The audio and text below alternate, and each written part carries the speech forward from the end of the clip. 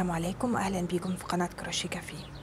النهارده هنشوف طريقة عمل كولا نغطي بيها الجزء اللي تحت الرقبة لو لابسة بلوزة ودوران الكولا بتاعتها واسعة شوية، خاصة لو محجبة ولابسة الطرحة فالجزء اللي تحت الرقبة بيبقى باين وبتضطري ان انت تحطي الطرحة جوه الرقبة او جوه الهدوم او تلبسي بادي تحتها. وانا عارفة طبعا ان في مكملات حجاب وحاجات زي كده، بس احنا طبعا بتوع الكروشيه بنحب دايما نميز نفسنا بحاجات شيك ومختلفة عن اغلب الناس. فالنهارده هنشوف طريقة عمل كولا بالكروشيه بسيطة جدا وسريعة، وتقدري تستخدمي فيها اي نوعية خيوط متوفرة عندك سواء قطن او صوف على حسب ما تحبي. انا بالنسبة لي هشتغل بخيوط اليس ديفا مع ابرة كروشيه مقاس 3 مللي.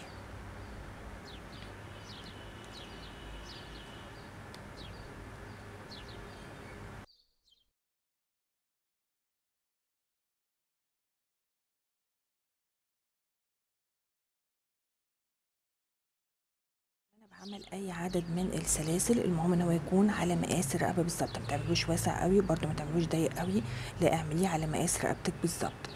انا هنا على سبيل المثال هشرح لكم على عينه صغيره، فبدات بعمل 20 سلسله، هزود عليهم كمان 2 سلسله بس للارتفاع، 1 2، وفي السلسله الثالثه اللي هي اول سلسله من 20 هشتغل اول غرزه عمود بلفه.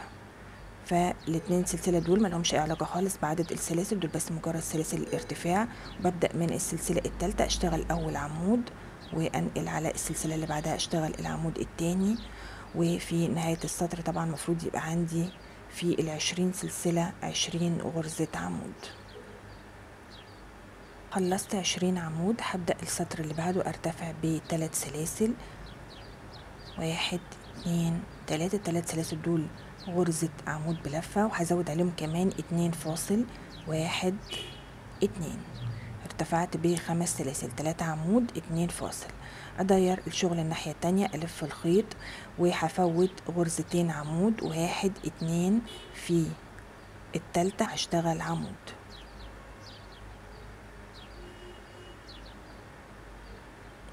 2 سلسلة، 1 2 الف الخيط افوت، 1 2 عمودين في التالت عمود، واكرر بقى 2 سلسلة، 1 2 افوت، 1 2 تالتة عمود، 2 سلسلة،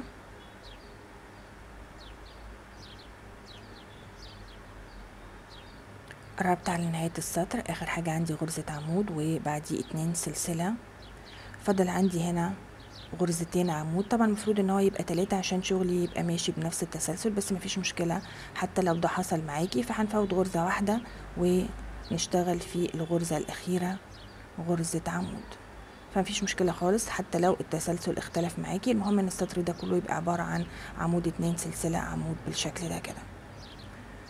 السطر اللي بعده مش هرتفع بسلاسل ولا اي حاجة، هداير على طول الشغل الناحية التانية، همر داخل اول فراغ عندي، اسحب الخيط واشتغل منزلقة.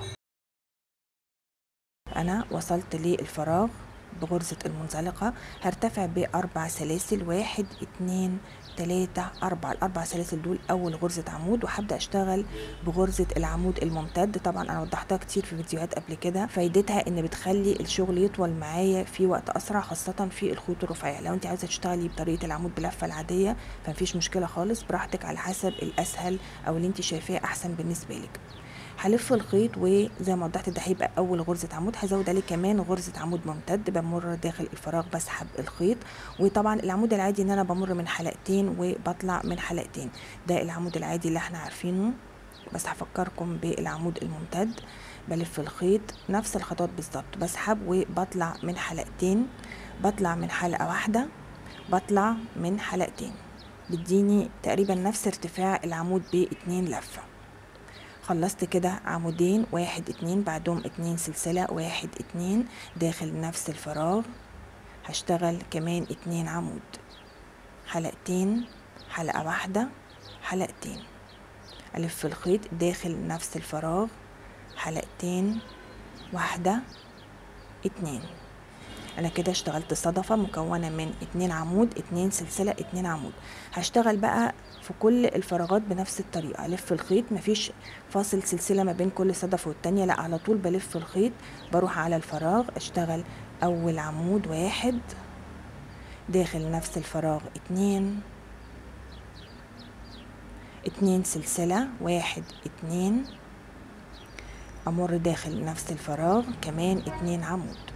كل الصدفات عبارة عن 2 عمود 2 سلسلة 2 عمود داخل كل الفراغات الموجودة عندي.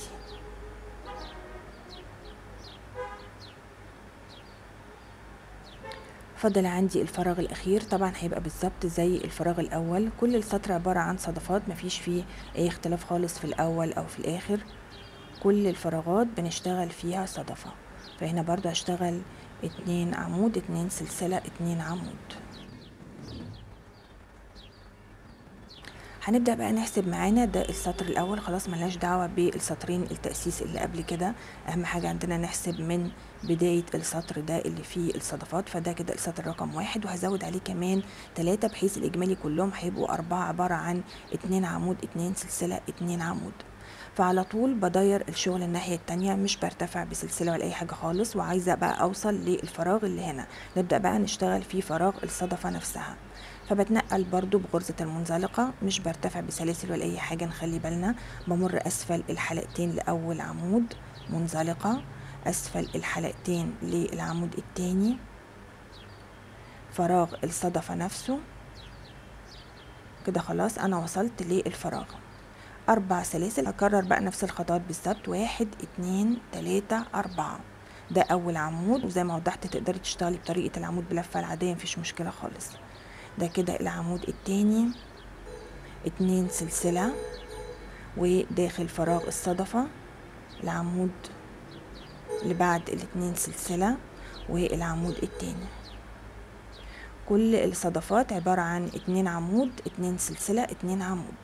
ألف الخيط أروح على طول على فراغ الصدفة، نخلي بالنا عشان المبتدئين ممكن يغلطوا ويروحوا يشتغلوا هنا في الفراغ اللي ما بين كل صدفة والتانية، فنركز إنه ملناش دعوة بالفراغات الموجودة هنا، لا احنا بنركز على الفراغ الناتج عن ال2 سلسلة اللي هو داخل الصدفة نفسها اللي ما بين ال2 عمود وال2 عمود. اوكي، نخلي بالنا عشان ما نغلطش ونشتغل هنا، انا عارفة ان انتوا هتغلطوا وتشتغلوا هنا، فبنمر داخل فراغ الصدفة نفسه، بشتغل 2 عمود 2 سلسلة و2 عمود داخل نفس فراغ الصدفة. بقى عندي بالشكل ده كده، ده كده السطر رقم 1، ده السطر رقم 2، هزود عليهم كمان سطرين بحيث الإجمالي هيبقى 4. لما بوصل لنهاية السطر بكرر نفس الخطوات اللي شفناها هنا، بتنقل بالمنزلقة في أول عمود وتاني عمود وداخل فراغ الصدفة، برتفع ب4 سلاسل وبكمل نفس خطوات الصدفة بالطريقة اللي شفناها.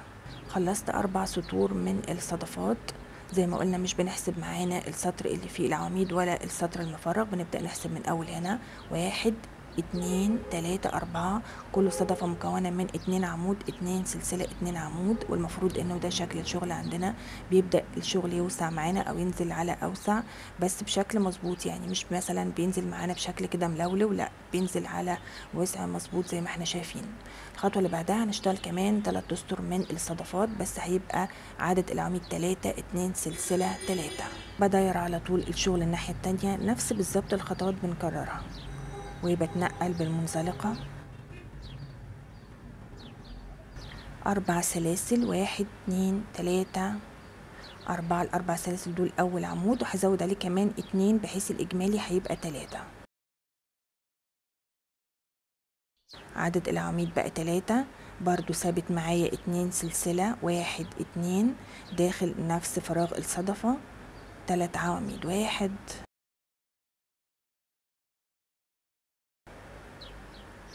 واكرر بقى، اروح على طول على فراغ الصدفة اللي بعدها، نخلي بالنا مش ده الفراغ اللي احنا بنشتغل فيه، لا ده فراغ الصدفة اللي احنا بنشتغل فيه. هشتغل برضو 3 عواميد زي ما وضحت، ده كده السطر الاول من الصدفة المكونة من 3 عواميد 2 سلسلة 3 عواميد، هزود عليهم كمان 2 بحيث الاجمالي هيبقى 3.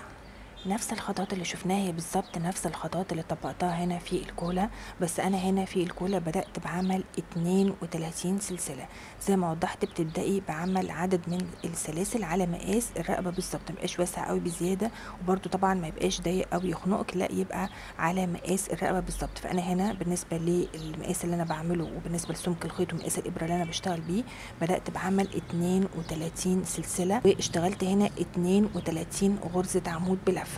الراوند اللي بعده كان عبارة عن عمود 2 سلسلة عمود زي ما شفنا بالظبط. ده هنا راوند رقم 1، 2 عمود 2 سلسلة 2 عمود، بعديه راوند رقم 2، راوند رقم 3، راوند رقم 4. فاجمالي عدد الراوندات 2 عمود 2 سلسلة 2 عمود عددهم 4، 1 2 3 4.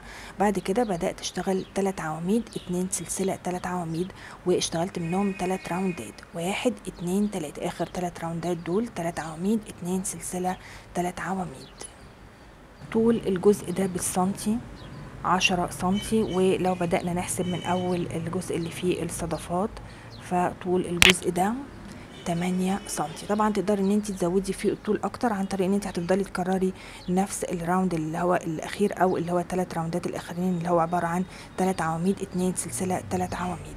الخطوات المعتادة هتنقل بغرزة المزلقة عشان اوصل للفراغ اللي هنا. همر داخل الفراغ، ارتفع ب4 سلاسل 1 2 3 4، ودول طبعا اول غرزة عمود، وهزود عليهم كمان 5 بحيث الاجمالي هيبقى 6 بما فيهم ارتفاع السلاسل. فكده 2 3 4 5 6. خلصت ال6 عواميد. هروح هنا على الفراغ اللي هما بين كل صدفة والتانية. هنا في الفراغ ده هشتغل حشو 1 2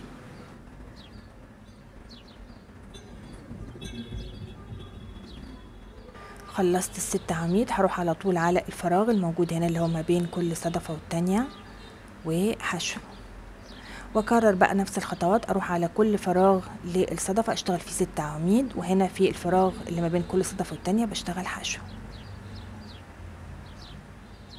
في نهاية السطر اخر حاجة عندي غرزة حشو و6 عواميد في فراغ الصدفة الاخيرة زي بداية السطر بالظبط. بعد كده هقص الخيط واشتغل سلسلة وانهي الشغل.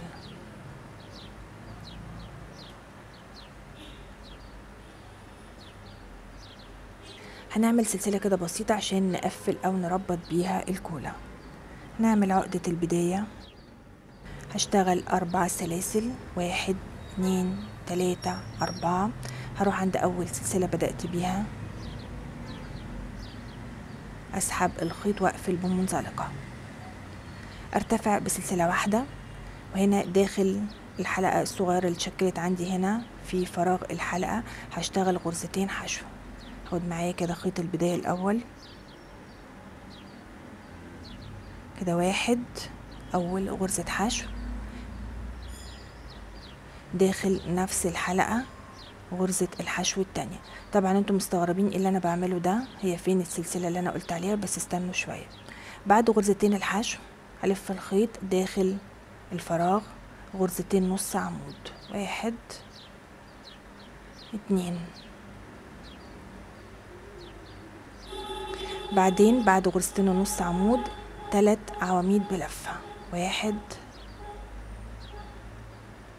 2 3.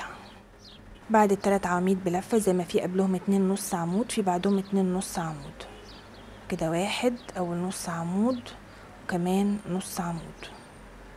زي ما بدأت بغرزتين حشو هنهي برضو بغرزتين حشو بعد ال2 نص عمود 1 2.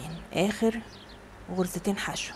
بعدين هروح على اول غرزة حشو بدأت بيها واقفل بمنزلقة، اسحب الخيط عشان اقفل شوية الفراغ. بعدين بقى هبدأ بقى السلسلة اللي قلت لكم عليها دي، بس كانت كده لتزيين الاطراف، يعني عشان ما نعمل سلسلة كده شكلها تقليدي فنحاول نزين الاطراف عشان لو السلسلة ظهرت برضو يبقى شكلها حلو. هبدأ بقى مثلا يعني اشتغل حوالي مثلا نص متر مثلا او متر الا ربع من السلسلة. اشتغلت حوالي تقريبا 75 سنتي، وهبدأ بقى انهي الطرف التاني عشان يبقى شبه الاولاني بالظبط. فهنا بعد السلسلة الاخيرة 4 سلاسل، 2 3 4، هروح عند السلسلة الرابعة واقفل برضو بمنزلقة، هرتفع بسلسلة، وهنا يعني احاول كده ان انا امر داخل فراغ الحلقة واكرر بالظبط نفس الخطوات. غرزتين حشو، غرزتين نص عمود، 3 عمود بلفة، بعدين اعكس يبقى 2 نص عمود و2 حشو. بعد ما خلصت الجزء ده بروح برضو عند اول غرزة حشو،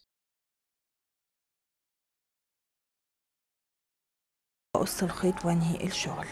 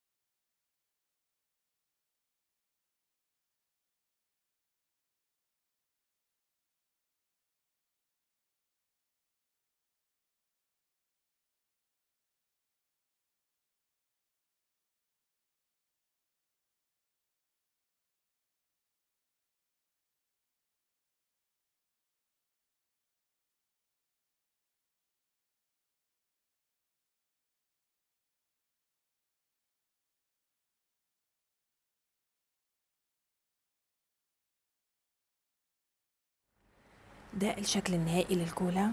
طبعا براحتك بقى على حسب ما انت عاوزة الجزء المفتوح ده هو يبقى الجزء الامامي، او لو عاوزة ده يبقى في منطقة الظهر والجزء المقفول هو ده يبقى الجزء الامامي. طبعا على حسب ما انت عاوزة وعلى حسب ستايل اللبس بتاعك.